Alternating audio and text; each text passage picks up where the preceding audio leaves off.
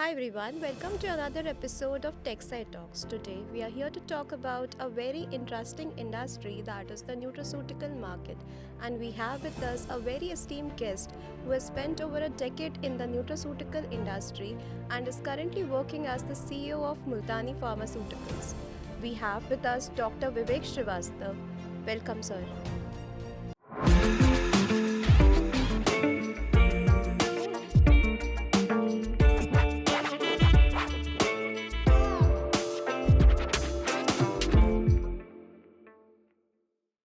Before we start with the conversation, what exactly nutraceuticals is according to you? So nutrient, which are basically delivered to a particular formats, which is basically a pharmaceutical format, and we normally know that tablet, capsules, powders, syrups, liquid, whatever is that. When the nutrients are captured in these formats, it becomes a nutraceuticals. Okay. It can be a food or can be a part of the food. It can be a bioactive, which is present in the plant or the food, anything, but that is captured in these formats, these doses. So it is not just the vitamins and minerals and the herbal powders. It's much beyond that. Okay. Anything which can really, simply we call it protein, fat, carbohydrates, these are macronutrients. But then talk about the amino acids, vitamins, minerals, micronutrients, traces, anything. But then it should be captured in a particular format, because every time a person cannot take 10 gram of the powders of anything. Correct. It can be, to make an extract and to reduce the doses and to make a more convenient format, like what I just mentioned about tablet cap. So it is basically any kind of format that supplements the micronutrients in the body. Not only the micronutrients, it can be macro, because macro can be delivered to the powder. Like we take the protein powders and that adds protein, fat, carbohydrate, fibers, dietary fibers, and sometimes the vitamins and minerals also mix it with. So the important is that a nutrient has to deliver through certain formats, and there are certain formats which are conventional, like tablet, capsules, liquid orals, syrups. This is the one of the part of the liquid oral. And now these new formats like jellies, gummies, nutritional bars there. It's a very common format. Effervescent tablets are there. But it has to ultimately go through a particular format because the body has to absorb it. So that's the fusion of ceutical from the pharmaceutical and the nutrition, that means nutrients. Okay. So you have an academic background and career as well in both nutraceuticals and Ayurvedic space. And these days we are hearing about a lot of herbal supplements, herbal, say nutraceuticals. So how do you define or talk about the confluence of both the two things, that is Ayurveda and nutraceuticals? So exactly, if I look at nutraceuticals and Ayurveda, I'll say nutraceutical is a subtle part of Ayurveda. The basic is there in the Ayurveda, and the confluence is exactly where that we are using a lot of these botanicals and the traditional herbs, which are backed with the traditional science. It is mentioned in the Ayurvedic text, the treatise.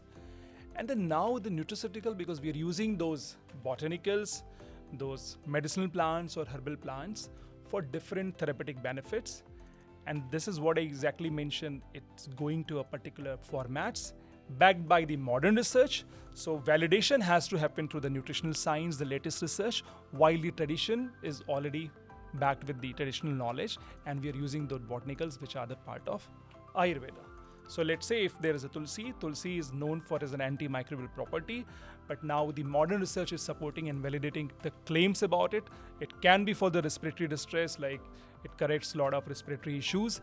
It can be antimicrobial, but then what is the research there? Certain things are mentioned in the Ayurvedic text, but the validation has to come from the modern science, and that is the nutraceutical research. So I believe this is the confluence. Okay. So what we can see from your background and your career, that the focus has been more into the nutraceutical sector. So what was one belief that made you transform or move to more towards the nutraceutical sector? So exactly, the belief is that if Ayurveda is there, they talked about a lot of the science is the basic fundamental science and much beyond it, I would say, because it's very exploratory, I would say. But then the validation has to always with the modern science. And I believe that if I will start to do something with the nutraceuticals, probably the knowledge which is there and which comes with my background and academic knowledge, I can explore it better, I can exploit it better rather. And then to for the market growth exactly, because everything has its own relevant business set of the field and the area. And I think there is a threshold, there is a limit, but then with the nutraceutical, it's uplifting the Ayurvedic knowledge in a different way, and to probably to reach out the consumer in a very proper way, in a very convenient formats. Okay, okay. So before we move ahead, I would request you to break one of the myth that most of the people think that all vitamins, supplements, and health powders are basically the same thing. No, they are not basically the same thing. The vitamin minerals, if you look at the chemistry, they are totally different. Uh, we can say the nutrients, yes, these are all nutrients. Commonly, we can say nutrients. Like if amla has some vitamin C or the tannins, it's a nutrient. If vitamin A, vitamin D, EK, these are the fat soluble vitamins, while the all B group vitamins are the water soluble. So they come into that category. For that, it is the same. But then the chemical nature of vitamin, minerals, micronutrients, and traces are totally different. So it's not the same thing. Okay, so as you mentioned about amla, say example of amla, and most people in India say that if you consume seasonal fruits like amla is one of the fruits, or if you are eating home cooked food, then you are completely okay, and then you don't need any kind of supplements. So what do you have to comment on this? No, I think the wholesomeness in a particular food is not there. That's not exactly the right concept too.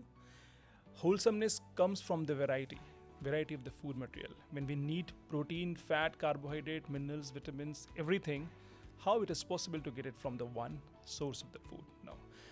Amla, as you said, it's an antioxidant due to the vitamin C presence, due to the tannins, it has a different property. It's a nectar, which actually backed with the science, as I said, the Ayurvedic sciences, and then it is being validated for different properties in the modern science. But I think a lot of the research has already been with the amla. So in a seasons, like we call in Ayurveda that with the different change soil, season, and the cultivation time, the properties of these medicinal plants also differ. It varies. So, for example, the importance of the season or taking that particular food substance in that particular recommended season has its own science, because we get optimized nutrients through that particular food or the particular fruit or any plants, because that's how it's harness its optimized nutritional capacity also in a particular material or eating. Okay. So, of lately, it has become a trend that people are talking about, nutraceuticals, supplements, any kind of protein powders or herbal supplements. What do you think has changed? Like, suddenly, why people are more worried? And there is a trend and trend shift specifically in India. And if I talk about globally as well, people are now more interested, or the trend is more changed towards the health sector. People are worried. So, what do you think is the primary reason that why this thing is happening? I would say they are more informed. And by bless this information, the spread of the information which is people are using, and I think in every hand there is a mobile. They are using a lot of the media platforms. They are well informed, and that information which is going to them through any these sources, it probably tinkers them. It really incites them to learn more about it, and that learning before it comes the awareness. So I think they are well informed, they are more informed, and awareness. So that's really making them that how they can be better in their health, in their changing their lifestyle, and what can we really take them, even the optimized outcome of the lifestyle. I think that's very common which we are seeing it. So, is it awareness related to different diseases that has made people more worried about different health concerns? Of course, earlier it was just when the people were getting some issues, some symptoms, they were approaching doctors, medical practitioners, and there were certain tools like blood test and other the tools to analyze what's going on, what is the reason, the causes, the factors. So it was only limited with the healthcare practitioners and the professions. But when the information is spread over, it's going to, in 80% of the people, they can access the mobile, they understand what's going on, and maybe the 40 to 50% of the population is already using a lot of social media platforms, so they are well informed. Now their tendency is to understand more about it. So like I given an example that we are witnessing a lot of the news coming, maybe they're basically like cardiac arrest and all that's become very common. And earlier it was like heart problems or cardiac issues can happen at that particular age, but then there is a no age for it. Correct. It's something which is coming from a very latent things which was not known for a person. Even there is no doctrine which can define this is the reason or these are a set of the particular reasons. That's why the cardiac arrest is happening. So awareness is the very key factor, and that's why they're thinking more about it, they are contemplating about it, and their meticulous thought process is making them to approach other ways to, prevent their issues.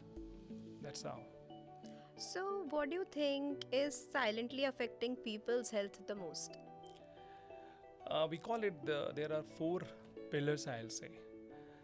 And Ayurveda also supports it because it all comes from Ayurveda. Ahar, Vihar, Vichar and Achar.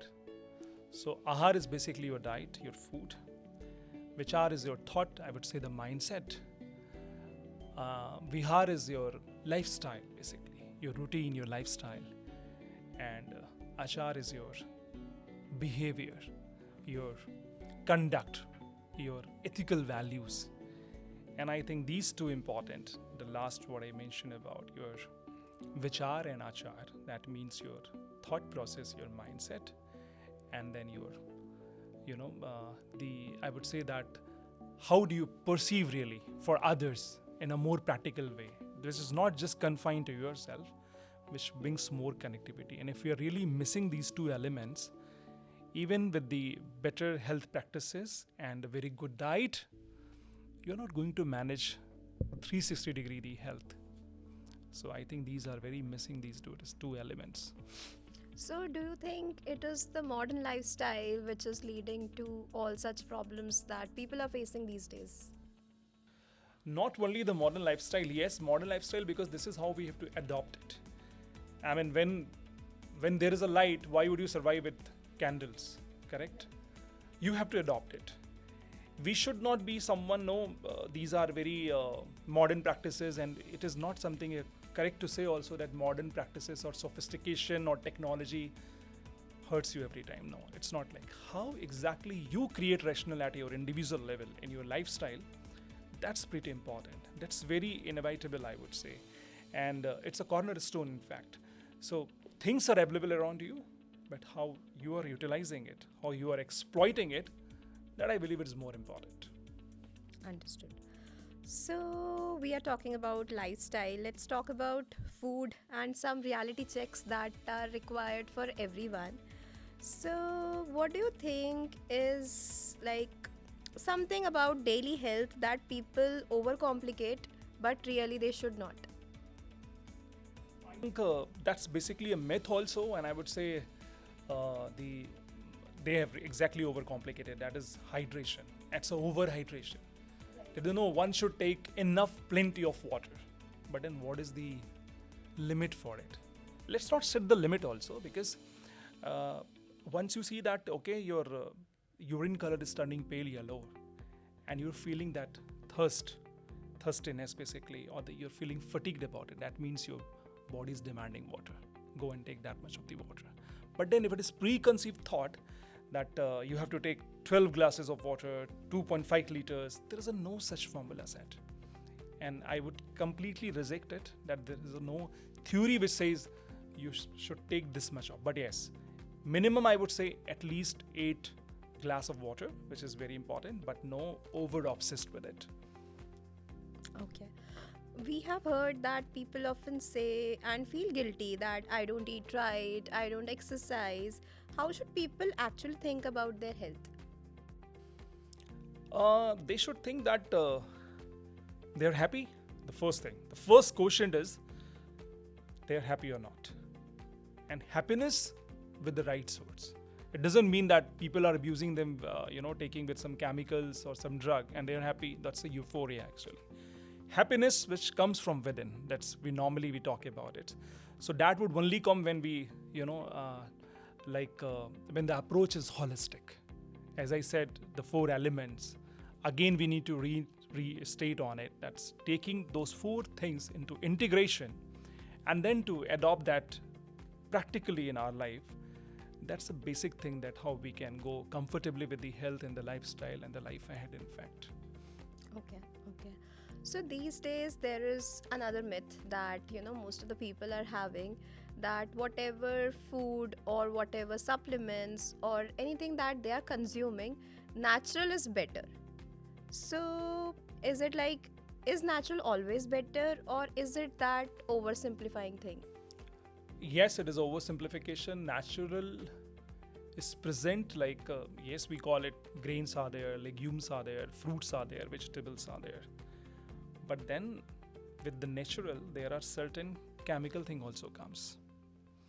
So nature is pure, you can say, but it's not totally pure.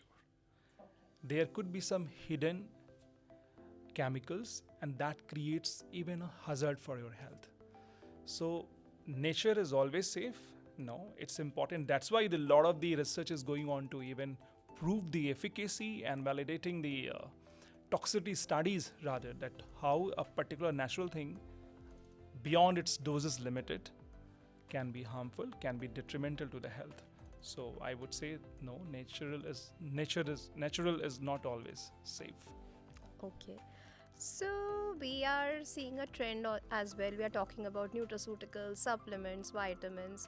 So these days, what we have seen is, like, from our personal experiences, and even if I talk about myself, we also at our home consume any kind of supplement. So do you think that supplements can fix years of unhealthy habits, or do they need the right mindset? It's right mindset. And also that, right, if you had a bad practice and you used to do something, ill routines or deviated lifestyle, you have not maintained yourself for so long years, you are not aware about what to eat, how to carry forward your life ahead, and then you accumulate over a period of time. That accumulation will not suddenly go off. It's go in a process, in fact. So the right supplementation at the right time is more important. And when I say nutrition, it should be early, because you're going to prevent something. So prevention comes before the cure. And the gap between the prevention and cure is something where the cognizance of using the supplements or the nutraceuticals come, at very early stage. So even your nutrition, your style and your lifestyle, your diet, everything's in cumulatively allows your body to absorb over a period of time those nutrients and start to show its efficacy and its effect on your physiological conditions or your normal health conditions. What is one health myth you wish people would stop believing immediately? I just said that one thing what we discussed, that natural is not always safe, that's again a myth. And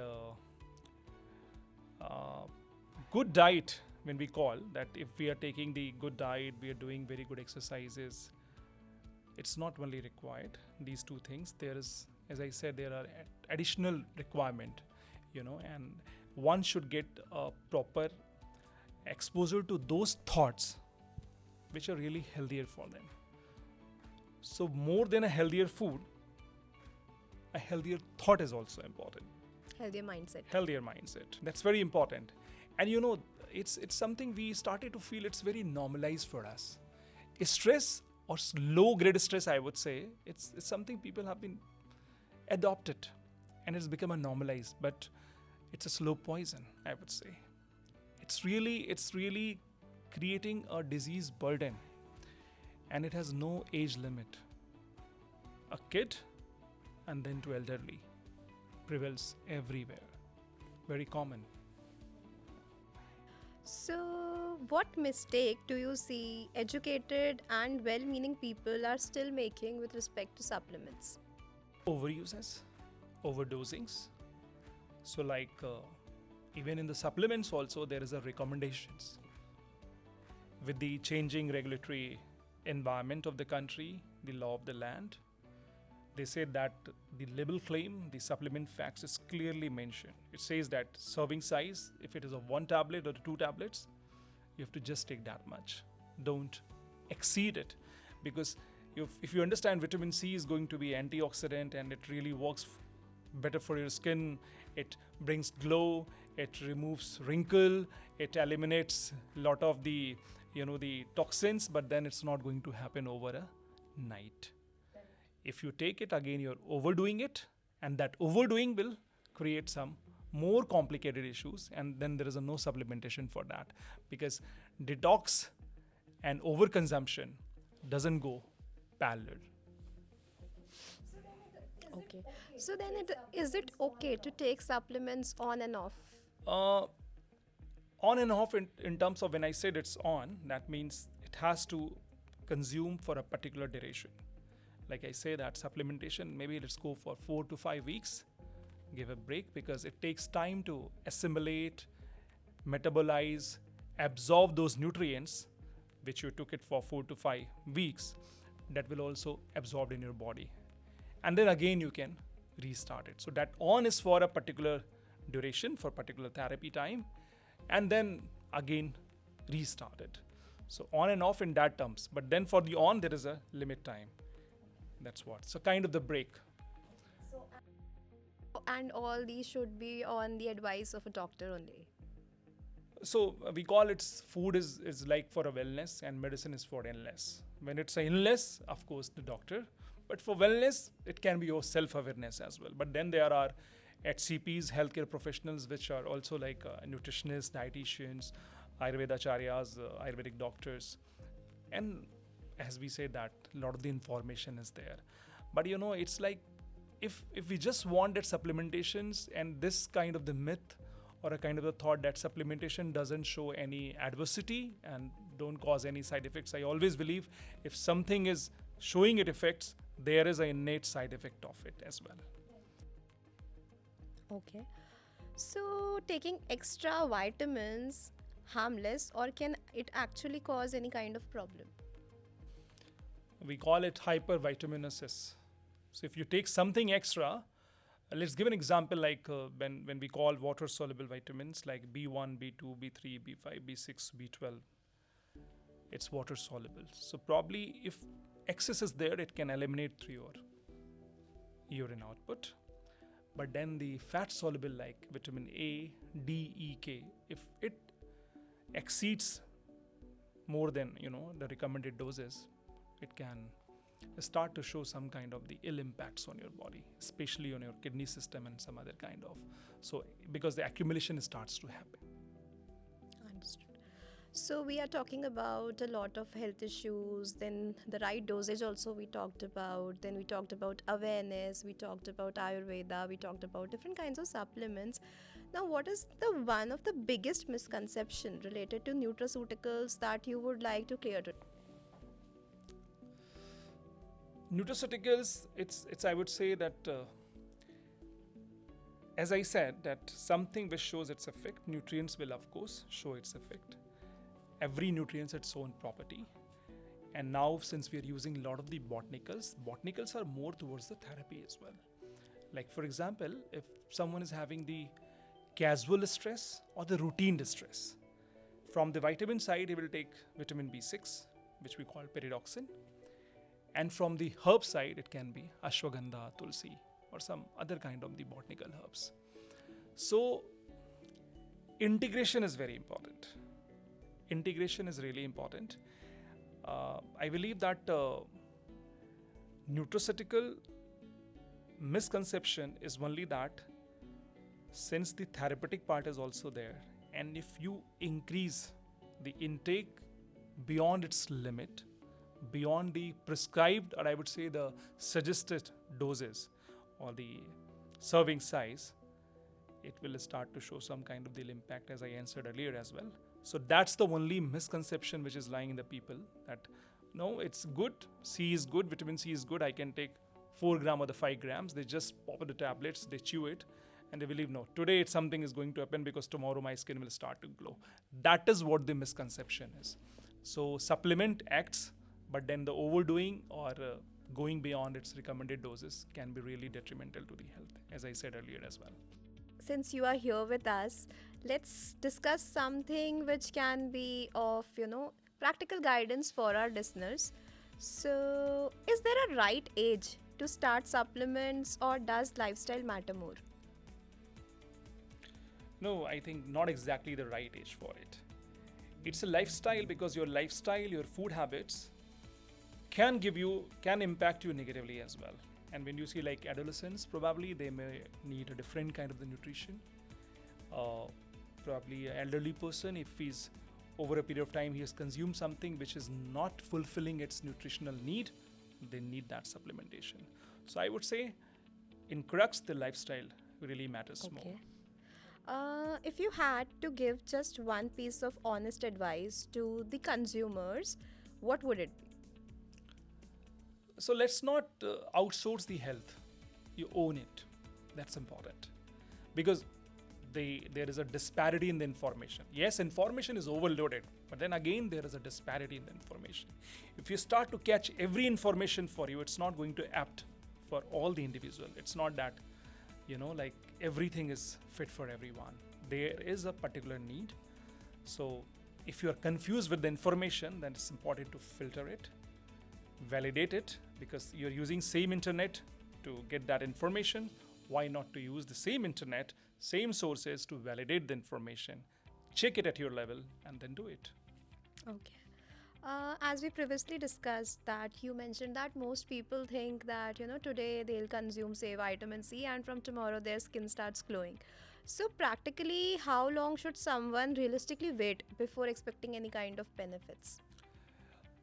In my earlier answer, in fact, to your questions, that the duration of supplementation, which averagely into 4 to 5 weeks, and allow some time to that nutrient to get absorbed, assimilate in your body, because there are metabolites, and those metabolites will take some time to show the effect in your body, to bring some impact on your physiological condition, because human body has a lot of biochemical reactions already going on, and you take something from the external source, then how this fitment is going to be, it's also needs some time. So continuum, that means a kind of maintenance, because here the prevention and maintenance both comes.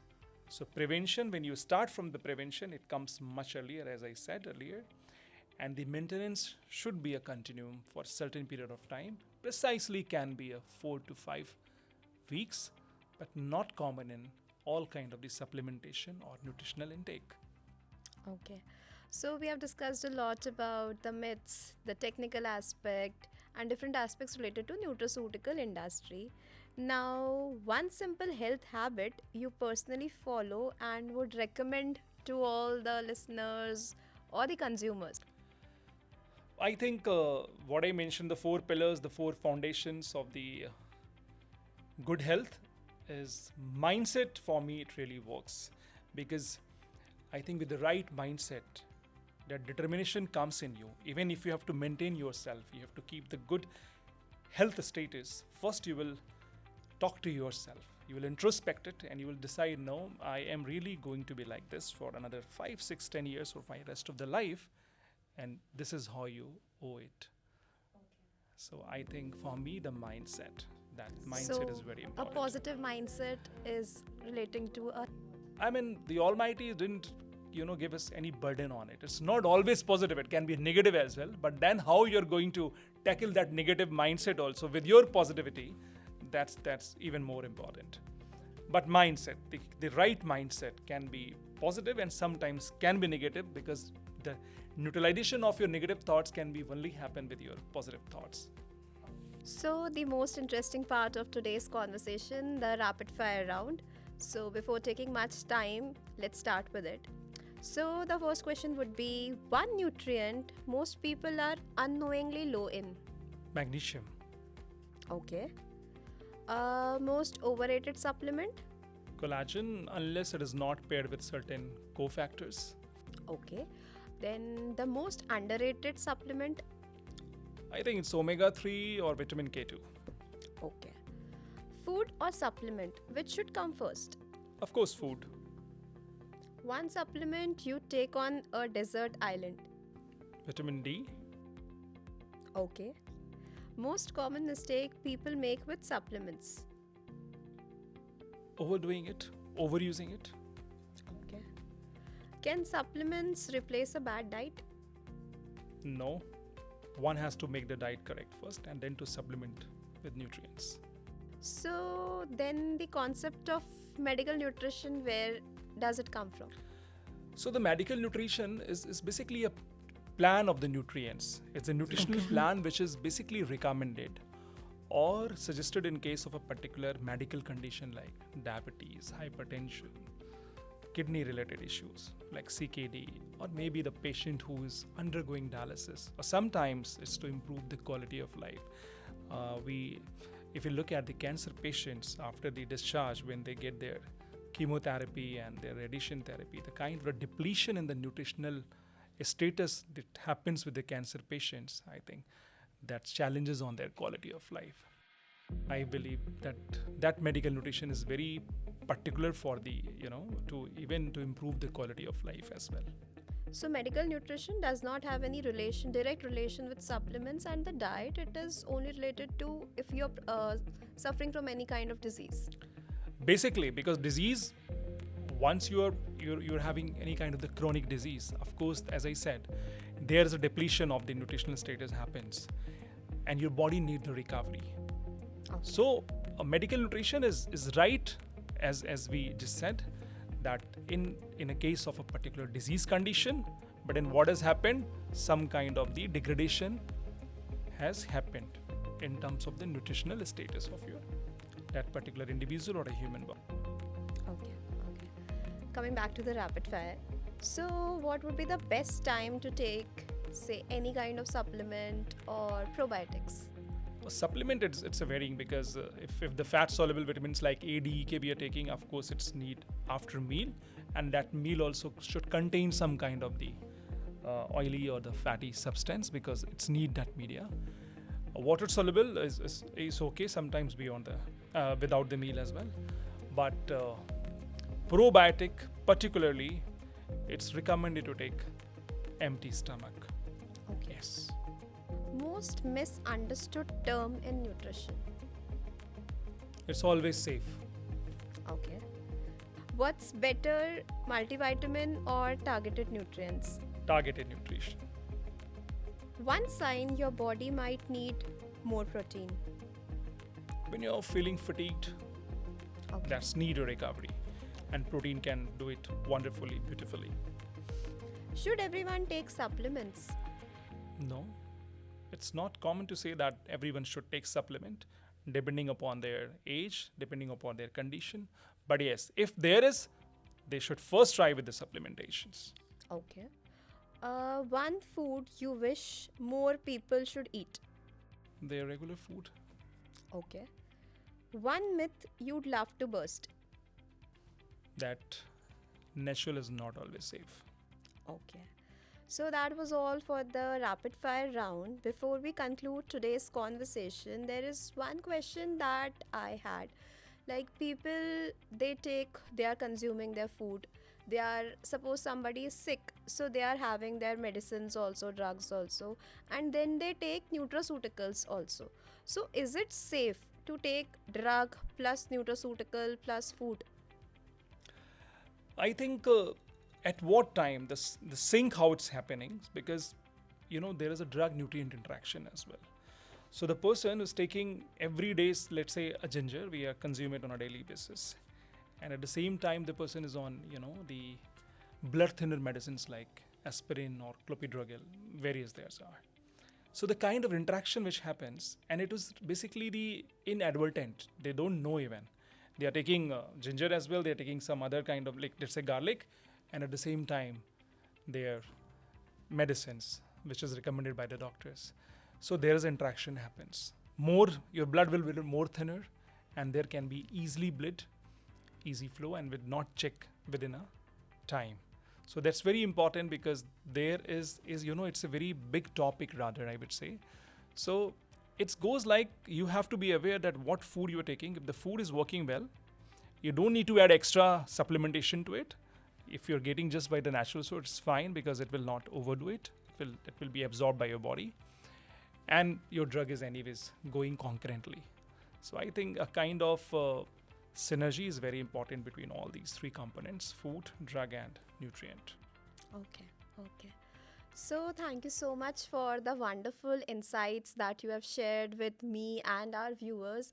It will definitely bust a lot of myths related to, modern lifestyle, healthy living, and the mindset that people are having.